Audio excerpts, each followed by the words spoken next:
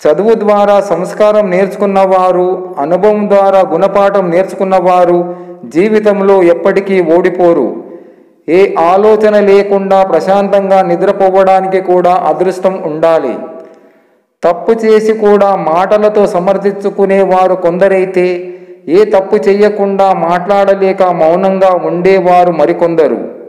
ఒక వ్యక్తి మనసెంత నిర్మలంగా ఉంటే అతని జీవితం అంత ఆనందంగా ఉంటుంది.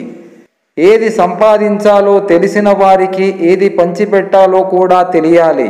ఎంత సంపాదించాలో తెలిసిన వారికి ఎంత పంచిపెట్టాలో కూడా తెలియాలి. యుద్ధమంతా ప్రేమ మనదైతే అనువంత కష్టం దాటలేమా నేస్తమా. మనిషి నోటిని 2 చోట్ల అదుపులో పెట్టుకోవాలి. ఒకటి తినేటప్పుడు, 2 మాట్లాడేటప్పుడు.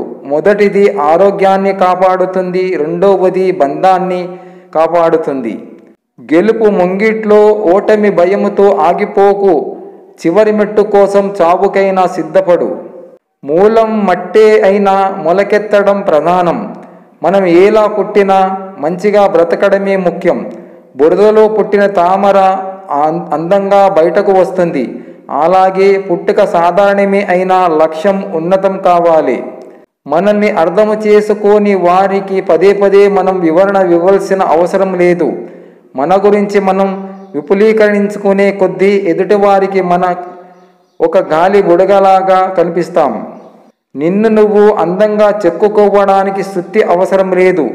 కొందరి వలన జరిగిన అవమానాలు, మరికొందరి వలన బాధలు, ఎదుర్కొన్న ప్రతికూలాలు మాత్రమే చాలు. కాలం మారినా బానిస బతుకులు మారవు. అప్పుడు తెల్లవాళ్ళకి ఉడిగిం చేశాం, ఇప్పుడు రాజకీయ నాయకులకు చేస్తున్నారు. జేబు నిండా డబ్బున్నా తనకి ఇష్టమైనవి కొనుక్కోలేని వారు నాన్న. నిన్ను తక్కువ చేసి మాట్లాడినప్పుడు మౌనంగా ఉండటం, తిట్టినప్పుడు కోపాన్ని చూపించకుండా ఉండటం, పొగిడినప్పుడు గర్వంతో విర్రవీయకుండా ఉండటం నేర్చుకో. నువ్వు నేర్చుకున్న ప్రతిదీ నిన్ను ఒక మెట్టు పైకి చేరుస్తాయి, ఎప్పటికీ కిందికి పడిపోయేలా చెయ్యవు. డబ్బు వస్తుంది పోతుంది, అదృష్టం వస్తుంది పోతుంది, పేరు వస్తుంది పోతుంది, రోగం వస్తుంది పోతుంది, కానీ ప్రాణం పోతుంది తిరిగి రాదు. ప్రతి వ్యక్తి తన జీవితాన్ని వృధా చేసుకోవద్దు. ఒకరిని బాధ పెట్టే మనం ఆనందం పడటం జీవితం కాదు. మనం బాధలో ఉన్న ఇంకొకరికి ఆనందం పంచడమే నిజమైన జీవితం.